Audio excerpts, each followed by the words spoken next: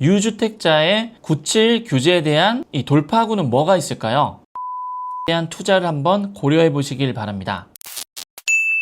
네, 안녕하세요. 행꿈사에서 경매 기본 핵심을 쉽게 알려드리는 윌쌤입니다. 올해 6월 27일 정부에서 강력한 대출 규제 발표를 했는데요. 불과 며칠 전인 9월 7일에 주택 공급 확대 방안에 대한 발표도 있었습니다. 이 내용 중에서 특히 부동산 경매에 투자하신 분들이 관심을 갖고 계신 부분은 따로 있는데요. 바로 이 5번째 있는 주택시장 수요관리 내실화 부분입니다.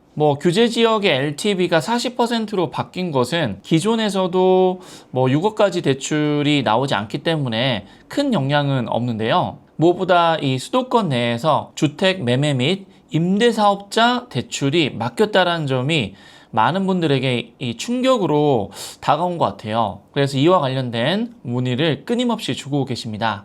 여러분들의 이 개인별 상황이나 여러 가지 조건에 따라서 이 경우의 수는 달라질 수 있어요. 그래도 오늘 이 영상을 보시는 대부분의 분들에게 도움이 될 만한 내용을 제가 정리해서 이 상황에 따른 경매 투자 방향을 한번 알려드리겠습니다. 특히 이 영상 끝에는 유주택자분들이 이 경매 투자를 어떤 식으로 해야 할지 숨겨진 해법이 있거든요. 그래서 오늘 영상 매우 중요합니다.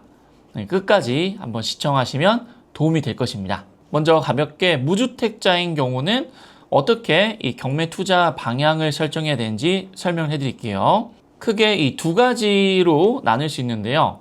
첫 번째는 무주택자이시면서 실거주를 목적으로 하는 경우와 두 번째는 단기 투자를 목적으로 하시는 무주택자 분들로 나눌 수 있어요. 먼저 무주택이시면서 실거주를 목적으로 하는 분, 이런 분들은 크게 영향이 없는 분들이거든요. 몇 년 전부터 최근까지는 이 부동산 시장이 철저히 이 실수요자 분들이 중심이 되는 시장입니다. 따라서 이 실거주 집을 마련하는 목적으로 경매 입찰하는 분들에게도 굉장히 유리한 형국의 시장인데요. 단 남들이 모두 관심을 가지고 있는 입지가 좋고 상품성이 뛰어난 곳만 입찰하시면은 폐찰의 확률이 좀 높을 수 있습니다. 하지만 주의할 점이 있는데요. 모든 분들이 관심을 가지는 좋은 입지에 훌륭한 상품성을 갖고 있는 아파트에 최저가로 입찰하신 분들이 계세요. 그런 분들은 죄송한데 절대 낙찰을 받으실 수 없습니다. 그렇다고 해서 이런 좋은 입지와 상품성을 가진 아파트를 그냥 시세에 맞춰서 경매로 낙찰받으라는 말씀 절대 아니에요. 철저히 시장 가격을 조사하셔서 꾸준히 이 금매가보다 조금 낮은 가격으로 입찰하신다면은 여러분들이 원하시는 가격에 낙찰받으실 수 있습니다. 현재 통계 자료를 보더라도 금매가보다는 항상 싸게 받는 게 경매입니다. 그러니 이 주변 분들이 이 경매로 낙찰받아도 메리트가 없다 이런 말은 무시하시고 꾸준히 여러분들이 생각하시는 이 합리적인 가격으로 입찰하시길 바랍니다. 다음으로는 이 무주택자이시면서 경매 단타 투자를 목적으로 하신 분입니다. 무주택으로 경매 단타를 하신 분들은 이 가계대출로 주택담보대출을 일으키신 후에 이 매매사업자로 매도를 하시면 됩니다. 기존에도 이와 같이 진행을 쭉 했었는데요. 97 규제 이후에도 변화가 있는지 이 세무 그리고 대출 전문가분에게 확인해 본 결과 이렇게 계속 진행은 가능하다고 합니다. 물론 사업자 대출 대비 이 가계대출로 주담대를 받을 경우에는 DSR을 보고 6개월 이내에 종전주택 처분과 전입을 해야 되는 단점이 있지만 장점이 있습니다. 바로 금리적인 혜택인데요. 일반적으로 사업자 대출보다 이 가계대출로 주담대를 받을 경우에 금리도 더 낮고 여러 가지 면에서 유리한 점이 있습니다. 따라서 개인의 이 현금 흐름이 어느 정도 되시는 분이라면 가계대출 주담대를 일으켜서 매매사업자로 매도가 가능하다는 겁니다. 그래서 간단히 정리를 해보자면 제가 알려드리는 이 3가지 단계만 기억하시면 되는데요. 첫 번째는 가계대출로 주담대를 일으킨다. 두 번째, 대출받은 집으로 6개월 이내에 전입을 한다. 참고로 대출 규제이기 때문에 실거주는 의무가 아닙니다. 세 번째, 이 개인 매매 사업자로 매도를 한다. 이렇게 하면 단기 매도를 하더라도 양도세 중과가 없죠. 단 여러분들이 이 매매 사업을 한다는 거는 사업의 어떤 연속성을 추구해야 되기 때문에 한 번 단타로 팔고 폐업을 하면 되냐라고 물어보시는 분들도 간혹 계세요. 일반적으로 그렇게 하면 안 되고요. 일단 어느 정도의 영속성을 지키시면서 매매 사업을 하시길 바랍니다. 이제 다음으로 주택이 하나 있는 분들인데요. 여기서부터 중요합니다. 이 1주택자인 분들도 크게 두 가지 타입으로 나눌 수 있어요. 실거주를 할 것이냐 아니면 투자만 할 것이냐 이렇게 나뉘는데, 먼저 1주택자이시면서 갈아타기를 하시는 실수요자인 경우에 대해서 말씀드릴게요. 이분들은 일단 6억까지만 대출이 되고 6개월 이내에 전입과 이 종전주택을 처분하는 이런 조건만 지키시면은 전혀 지장이 없습니다. 그 이유는 어차피 이제 갈아타기를 하실 거잖아요. 그러면은 이 종전주택은 처분할 수밖에 없겠죠. 여기서 딱 여러분들이 주의하실 게 있습니다. 1주택자이시면서 경매로 낙찰 후 갈아타기를 하시려는 분들은 기존에 갖고 있는 이 자산에 대한 철저한 객관화가 필요합니다. 이게 어떤 의미냐면요.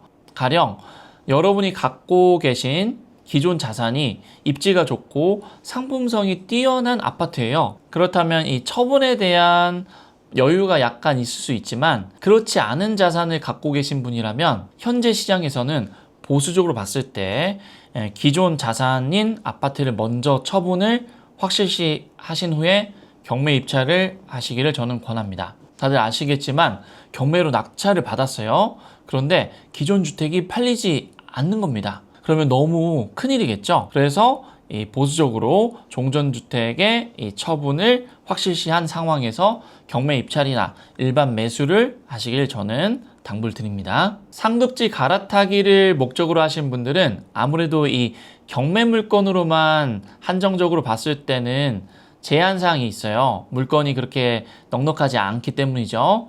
그래서 이런 분들은 경매뿐만 아니라 일반 매매로도 열심히 손품 발품을 팔아보시길 바라고요. 여유 자금이 넉넉히 있지 않는 이상 현재 상급지에서 많이 올라간 호가를 추격 매수하지 않는 것을 저는 권해요. 무엇보다 여러분들이 해당 가격에 매수를 했을 때 과연 만족을 할지, 그리고 매수하려는 이 물건의 가치가 얼마나 되는지, 이에 대한 정답은 없지만 어느 정도 확신이 필요합니다. 그래서 여러분들 끊임없이 공부를 해야 되겠죠. 그리고 다음으로 1주택자이시면서 경매 단타를 목적으로 하는 분의 방향입니다. 사업자 대출이 사실상 막혔기 때문에 이제는 가계대출을 활용할 수밖에 없는데요. 그렇다면 종전주택을 처분을 해야 합니다. 이런 분이라면 명심하셔야 될 게 있습니다. 지금 기존에 가지고 계신 이 자산이 우량한 자산인지 그렇지 않은지에 따라서 달라진다는 겁니다. 만약에 우량한 자산이시라면 굳이 빠르게 처분하시면서 단타를 하는 것보다는 이 자산을 지키면서 향후 이 정책이나 시장 상황에 대응을 하는 게 좋다고 저는 보고요. 그렇지 않을 경우 이 자산을 처분해도 큰 무리가 없다라고 판단이 되시면은 처분을 하시고요. 이 경매 단타를 통해서 수익을 꾸준히 쌓아가시는 것도 좋습니다. 특히 중요한 점이 지금 비우량 자산인 경우에는 이거를 몇 년 더 끌고 가신다고 해서 정말 오를지 안 오를지 불확실하잖아요. 그런 분들에겐 또 결단이 필요할 수 있어요. 일종의 손절이라고도 하죠. 여기서 수익이 나지 않지만 일단 처분하시고 확보된 명의와 자금을 바탕으로 해서 경매 단타 투자를 하신 겁니다. 이렇게 해서 몇 차례 수익을 내신 후에 종잣돈을 마련하고 이제 우량한 자산을 좋은 가격에 매수해서 중장기 투자를 하는 거, 이런 것도 저는 매우 좋다고 생각합니다. 그렇다면 마지막으로 유주택자의 97 규제에 대한 이 돌파구는 뭐가 있을까요? 오늘 내용의 이 하이라이트 부분이라고 할 수 있는데요. 첫 번째로 비주택에 대한 투자를 한번 고려해 보시길 바랍니다. 비주택이라고 하면 일반적으로 이 상업용 부동산이 떠오르죠. 보통 뭐 상가나 오피스텔 등이 있습니다. 아무래도 이제 초보자가 접근하기에는 쉽지 않기 때문에 많은 분들이 좀 꺼려 하실 수도 있어요. 하지만 이 상품 중에서도 이 오피스텔에 한번 관심을 가져보시기 바랍니다. 참고로 오피스텔은 당연히 이 수도권에 위치하더라도 현재 이 대출 규제의 영향을 받지 않는데요. 이유는 오피스텔은 준주택이기 때문에 대출을 받더라도 이 종전주택의 처분과 전입의 의무가 없기 때문입니다. 또한 오피스텔은 매매사업자 대출도 가능합니다. 물론 세부적인 이 물건지의 상태나 이 지역에 따라 차이가 있을 수 있어요. 따라서 입찰 전에 여러분들이 이 대출 상담사에게 직접 이 물건에 대해서 의뢰를 하시면 100% 확실히 알 수 있습니다. 특히 오피스텔 중에서도 아파텔에 주목해 보시길 바랍니다. 이 아파텔은 아파트와 오피스텔의 합성어죠. 즉 아파트와 같은 오피스텔인데요. 보통 사람들이 보기에는 아파트인지 오피스텔인지 크게 구분이 되지 않거든요. 이 아파텔 중에서도 방이 3개 이상이고 화장실이 2개인 이런 구조의 물건을 한번 적극적으로 찾아보세요. 상품성이 아파트 못지 않습니다. 가령 이 일산 신도시의 원시티에 가보시면은 GTX-A 킨텍스역 주변에 이 아파트와 오피스텔이 혼재되어 있는 아파트 단지들이 꽤 있어요. 그래서 겉으로 봤을 때는 정말로 이 아파트인지 오피스텔인지 구분이 크게 되지 않습니다. 참고로 최근 저희 행꿈사의 수강생 한 분이 인천에 있는 주안역 인근에 이 아파텔, 이 오피스텔을 1억 2천 정도의 낙찰을 받으셨는데요. 명도도 무사히 마무리가 돼가고 1억 7천만 원의 매도 계약 체결 예정 중입니다. 종잣돈 약 5천만 원 정도로 최소 3천만 원 이상의 지금 수익이 기대되는 상황인데요. 어때요, 여러분들? 여러분들도 관심을 가지고 실행만 하시면 반드시 하실 수 있어요. 유주택자분들을 위한 돌파구 이제 2번째입니다. 바로 수도권 외의 투자입니다.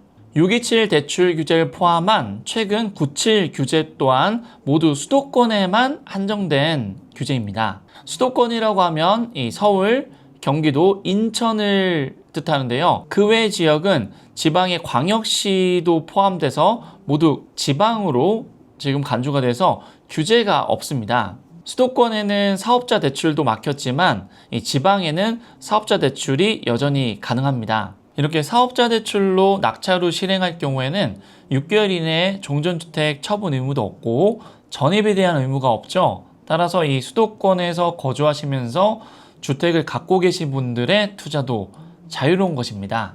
현재 지방에서는 울산이 분위기가 좋고요. 부산도 최근 분위기가 호전되고 있습니다. 이 많은 분들이 사실상 수도권의 확장판이라고 생각하고 계시는 이 천안이나 청주도 늘 투자자들이 관심을 두고 있는 곳이죠. 그렇다고 제가 지금 당장 지방 투자를 권하는 건 아닙니다. 부동산은 사이클입니다. 따라서 현재 지방의 상당수 부분이 분위기가 좋지 않지만 언젠가 살아날 테고 수익을 많이 내는 분들이 분명히 또 늘어날 것입니다. 따라서 지방도 여러분들이 지금부터 공부를 하시고 쭉 관심을 두면 좋을 것 같아요. 오늘 영상의 마지막 주제입니다.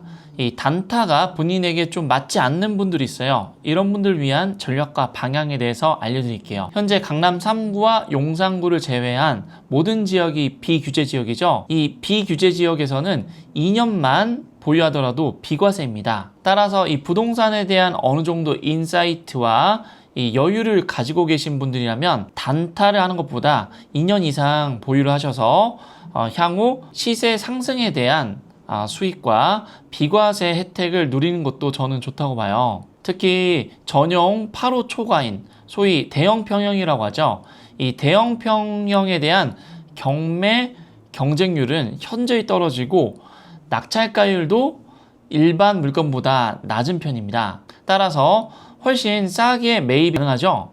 입지 좋은 대형 평형 아파트를 매입해서 2년이나 4년 후에 매도를 하면 엄청나게 큰 수익이 날 것입니다. 대표적인 사례로 저희 경매 기초반 출신이신 깐나님께서 운정신도시의 대형 평형 대장 아파트를 무려 이 국민평형 가격 이하로 받으셨는데요. 이 아파트는 한때 10억 이상을 호가했던 아파트지만 깐나님께서는 7억대에 낙찰 받으셨습니다. 또한 세대 분리까지 되어 있는 아파트이기 때문에 한쪽에서는 세입자에게 월세를 받으시고 또 한쪽에서는 이 깐나님의 가족분이 거주할 수 있는 굉장히 우량한 물건입니다. 이와 같이 대형 평형에 대한 이 경쟁률과 낙찰률이 떨어진 이유는 전용 80 초과하는 주택인 경우에는 이 건물에 대한 부가세가 발생하기 때문입니다. 따라서 여러분들도 이 입지는 괜찮지만 대형 평형이어서 이 단타 투자자들이 관심을 덜 가지는 물건에 관심을 두고 입찰을 꾸준하게 하시면 분명히 남들보다 더 좋은 수익을 낼 수 있으리라 저는 확신합니다. 오늘 영상은 여기까지고요. 저는 행꿈사의 윌쌤이었습니다. 감사합니다.